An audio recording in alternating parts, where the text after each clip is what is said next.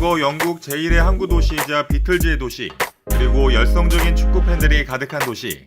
오늘은 리버풀의 엠블럼에 관한 이야기입니다. 리버풀의 연고지인 머지사이드는 리버풀에 위치한 주입니다. 리버풀은 아일랜드, 웨일즈, 스코틀랜드와도 근접한 지리적 이점을 발판으로 일찍이 영국의 제1 항구 도시로 자리매김합니다.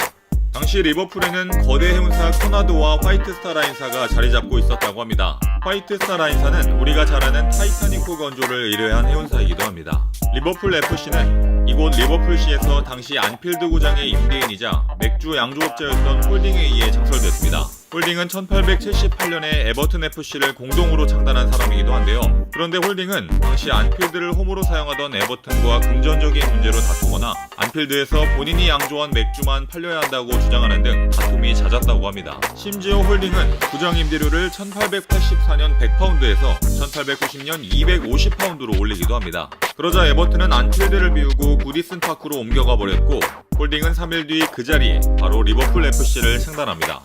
당시 유니폼은 파란색과 흰색 키트로 원래 리버풀의 상징인 정열적인 붉은색이 처음부터 유니폼에 쓰인 건 아니었던 걸 알 수 있습니다. 그 후 홀딩은 에버튼 FC엔 애슬레틱 그라운드라는 이름으로 협회에 창단 신청을 했지만 협회는 에버튼과 이름이 겹친다 하여 불허했고 결국 리버풀 FC로 이름을 바꿨습니다. 그리고 당시 클럽 매니저였던 존 맥키나에게 500파운드라는 거금을 주며 10명이 넘는 스코틀랜드 선수들을 대거 영입합니다. 1892년 당시 리버풀은 가문이나 도시 등의 상징인 문장을 엠블럼으로 택합니다. 고대 로마 바다의 신 넵튠과 그의 아들인 트리톤을 특징으로 하는데요. 신들은 두 마리의 라이버보드 옆에 서게 됩니다. 엠블럼 상단의 라틴어는 신은 우리에게 안락함을 내리셨다 정도가 되겠네요. 창단 이후 리버풀은 당시 지역 리그인 랭커셔 리그에 참가해 바로 우승을 거머쥐며 1893년 2부 리그로 승격됩니다. 2부 리그에서 역시 진출안의 우승을 차지하며 1부 리그에 승격하면서 성공 가도를 달리게 됩니다.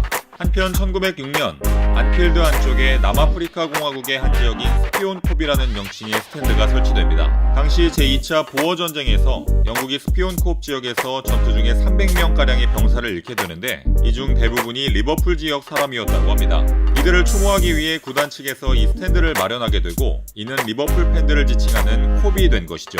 1947년 리버풀은 5번째 리그 우승을 차지하고 1950년에는 FA컵 결승에 진출해 아스널에 패배합니다.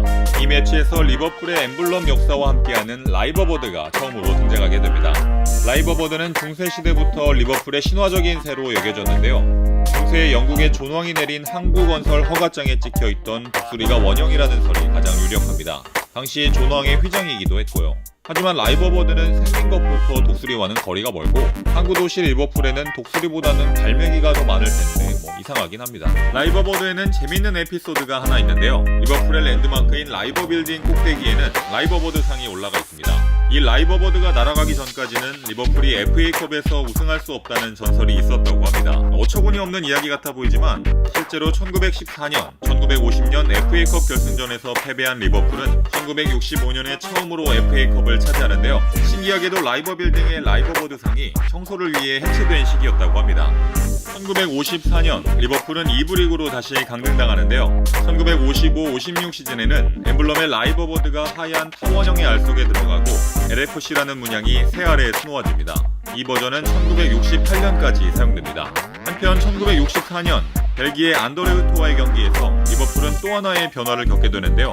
당시 감독이었던 리버풀의 빌 샹클리의 제안으로 붉은색, 흰색 세트였던 유니폼 킷이 현재 리버풀을 상징하는 올레드로 바뀌게 된 것이죠. 이 올레드 유니폼은 1965년 FA컵 5라운드에서 게시됐고 결국 그의 리버풀은 FA컵 우승을 차지합니다. 1968년 현대적인 모양의 엠블럼이 도입됩니다. 라이버버드는 7년간 배경 없이 흰색으로 팀 셔츠에 수놓아졌습니다. 이 시기 리버풀은 빌 샹클리 감독의 지휘 아래 리그 우승, UEFA컵 등 여러 대회에서 좋은 성적을 거둡니다. 리버풀의 상징인 올레드 그리고 수많은 우승컵까지 빌 샹클리 감독이 레전드로 추앙받는 이유를 알 수 있습니다. 1975년 수석 코치였던 밥 페이즐리가 빌 샹클리 감독의 후계자가 되는데요. 1976년 금색으로 수놓아진 라이버보드와 함께 수많은 우승컵을 들어올리며 리버풀은 최고의 전성기를 맞게 됩니다. 1979년에는 잉글랜드 클럽 최초로 유니폼 상의에 메인 스폰서인 일본의 기업 히타치 로고를 부착하고 경기에 나서기도 합니다. 1985년에는 클럽이 엄브로와의 계약을 해지하고 아디다스와 계약을 맺으면서 다시 흰색으로 바뀌게 됩니다. 1987년 클럽 엠블럼이 또 한 번 변화합니다.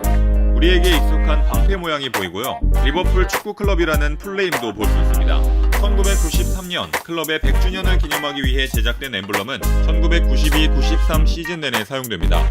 클럽을 대표하는 노래인 You Will Never Walk Alone이 새겨져 있고 그 위에 리버풀의 위대한 감독인 빌 샹클리를 기리기 위해 1983년에 세워진 샹클리 게이트가 보입니다.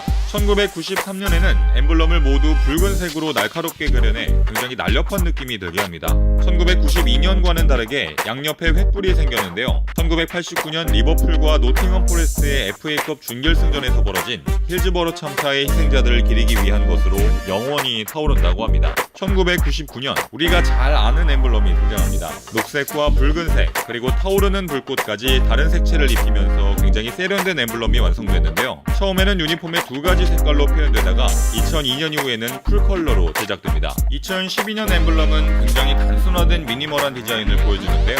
과거 리버풀의 최전성기 시절의 향수를 불러일으키는 엠블럼입니다.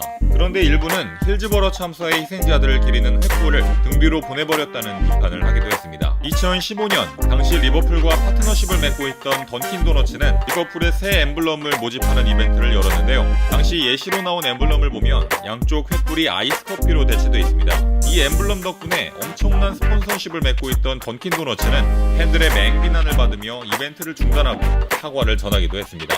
그리고 최근 이 미니멀한 엠블럼은 99년의 익숙한 로고로 다시 돌아옵니다. 자, 오늘은 리버풀의 엠블럼에 얽힌 이야기들을 알아봤는데요. 폼은 일시적이지만 클래스는 영원하다는 빌 샹클리 감독의 말처럼 최근 리버풀은 또 한 명의 훌륭한 감독 클럽과 함께 다시 한번 비상하고 있습니다.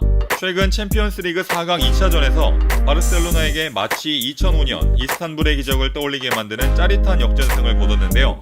그만큼 지금 리버풀의 상승세는 엄청납니다. 비록 아쉽게 리그 우승에는 실패했지만 이번 챔피언스리그에서 무관풀이라는 오명을 깨부술 수 있을지 기대됩니다.